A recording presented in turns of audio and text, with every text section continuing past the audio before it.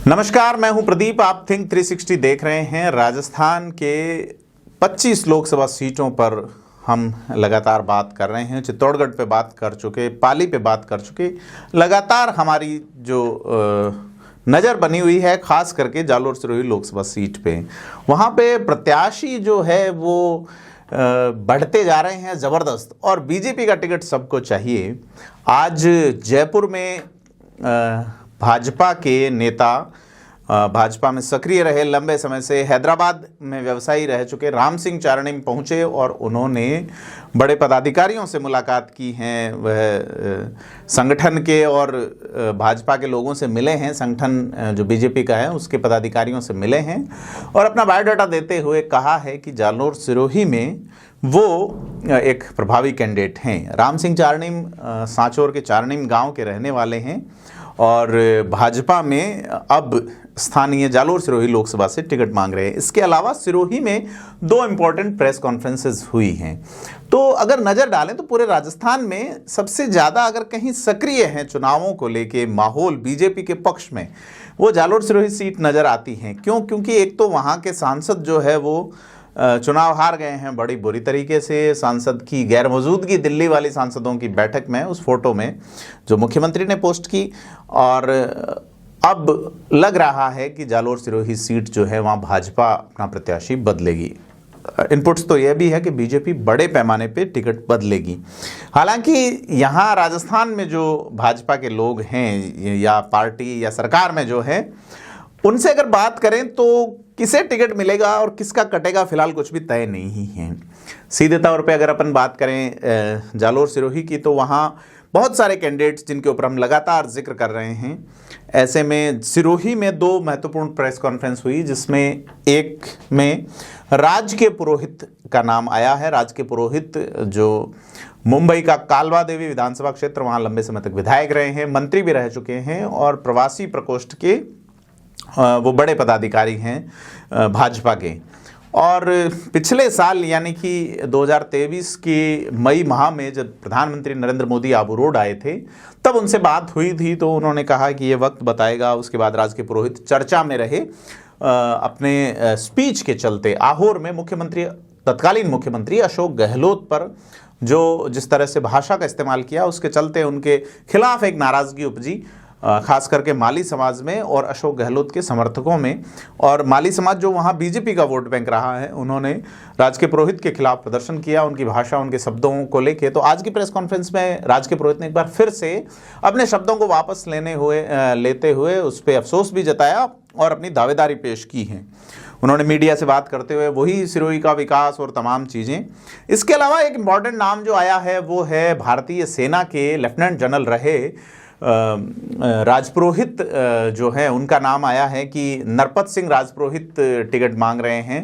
वैसे तो वो पाली ज़िले के रहने वाले हैं, पाली ज़िले के पुनायता में उनका गांव है, और हालांकि मूल अपना गांव सांकरना यानी जालोर के समीपवर्ती जो गांव है वो बताते हैं, और ये कहते हैं कि उनके पास डेवलपमेंट का एक एजेंडा है जिससे जालोर सिरोही में, वैसे जालोर सिरोही के लोग बड़े ही कम संख्या में डिफेंस में हैं, और एक बड़े भारतीय सेना के पदाधिकारी, भारतीय सेना के अधिकारी रहे नरपत सिंह राजपुरोहित अब जालोर सिरोही से टिकट मांग रहे हैं बीजेपी का। वैसे आईपीएस बाड़मेर से मांग रहे हैं सांगाराम जांगिड़। तो इस बार जो जागरूकता नज़र आई है, क्योंकि पहले पार्टी से जुड़ा होना, लंबी राजनीति, ये तमाम चीज़ें होती थी, तो भाजपा में अब समीकरण और सिलेबस बदला है। कांग्रेस में तो मांगने वालों की संख्या ज़्यादा नहीं है, यहाँ तक कि जोधपुर से एक धन कुबेर रहे और कांग्रेस के प्रदेश सचिव रह चुके हैं, अभी शायद महासचिव हैं वो, उन्होंने भी टिकट मांगा है, बिल्डर हैं। तो कांग्रेस में कम है स्थानीय स्तर पे। लाल सिंह धानपुर ने टिकट मांगा है, लाल सिंह राठौड़ जो है ग्रेनाइट एसोसिएशन के पूर्व अध्यक्ष, जो मैं आपको बता रहा हूँ। बिल्डर जिनका नाम मैं भूल रहा था, उनका नाम करण सिंह उचियारडा है। और इनके अलावा संध्या चौधरी जो 2009 में कैंडिडेट रह चुकी, वो टिकट मांग रही हैं। हरीश चौधरी और जगदीश चौधरी भगराज चौधरी के बेटे हैं, पूर्व मंत्री के, उन्होंने टिकट मांगा है। इसके अलावा सवाराम पटेल आहोर से पहले कैंडिडेट रह चुके, वो टिकट मांग रहे हैं। सवाराम चौधरी रेवदर के रहने वाले हैं, उन्होंने भी कांग्रेस से टिकट मांगा है। लेकिन बीजेपी में फहरिस्त लंबी हो गई है। मसलन कि अपने अपने राम की कथा का एक कमर्शियल इवेंट जो है उसको अध्यात्म यानी स्पिरिचुअलिटी में बदल कर पेश करने वाले, कुमार विश्वास को लाने वाले प्रेम सिंह राव हैं।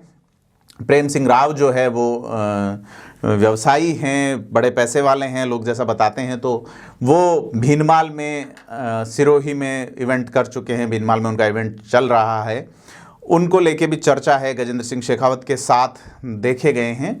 इसके अलावा श्रवण सिंह राव जो कि बीजेपी के जिला अध्यक्ष हैं जालोर जिले के, जालोर सांचौर, हालांकि भाजपा का जिला फिलहाल एक ही है, तो वो भी टिकट मांग रहे हैं। इनके अलावा जैसा मैंने बताया, नारायण सिंह देवल पूर्व जिला प्रमुख, पूर्व विधायक, पूर्व प्रदेश उपाध्यक्ष, वो टिकट मांग रहे हैं। इसके अलावा रविंद्र सिंह बालावत बीजेपी से टिकट मांग रहे हैं। वीरेंद्र सिंह चौहान सिरोही में, राम सिंह चारणीम जिनका आज जयपुर में आना हुआ, बीजेपी के बड़े नेताओं से मिलना हुआ और उन्होंने अपनी दावेदारी जयपुर में पेश की है। इसके अलावा जीवाराम चौधरी के भाई नरेंद्र चौधरी, दानाराम चौधरी पूर्व प्रत्याशी सांचौर के रह चुके, वो काफ़ी मजबूती से अपनी डिमांड रख रहे हैं। उनके अलावा अगर देखा जाए तो और भी कई सारे नाम हैं। तो बीजेपी में बड़ी संख्या है, सांवलाराम देवासी, नारायण देवासी, भूपेंद्र देवासी। तो बीजेपी में कतार लंबी है। अब ये कतार 12 के आसपास पहुंच चुकी है कैंडिडेट से, और ये जालोर सिरोही में लगातार यह जो लोग हैं टिकट मांगने वाले, उनकी संख्या बढ़ती जा रही है।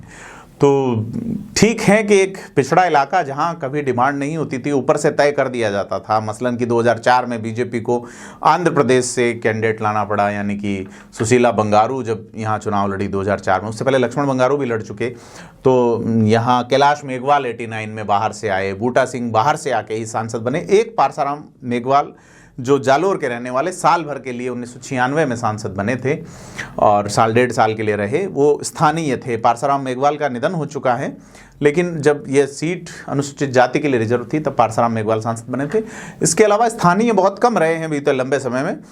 बूटा सिंह पंजाब के रहने वाले थे, फिर जालोर से लगातार जीतते रहे। 84 में वो यहाँ से जीत के गृह मंत्री बने थे, 89 में वो चुनाव हार गए थे, 91 में फिर जीते और काफ़ी महत्वपूर्ण पदों पे भी रहे हैं। और देवजी पटेल 2009 का चुनाव बूटा सिंह के बागी होने के कारण ही जीते थे, 2014 का भी, और 2019 का चुनाव जो है वो देवजी पटेल मोदी लहर में जीते। लेकिन मोदी लहर, देवजी पटेल जब विधानसभा चुनाव लड़े तो उनके वो लहर जो है वो काम नहीं आई, और जेडी लहर कहते हैं, जीवाराम दानाराम की लहर में से दानाराम चौधरी भी अब सांसद का टिकट मांग रहे हैं, और जीवाराम के भाई नरेंद्र चौधरी भी।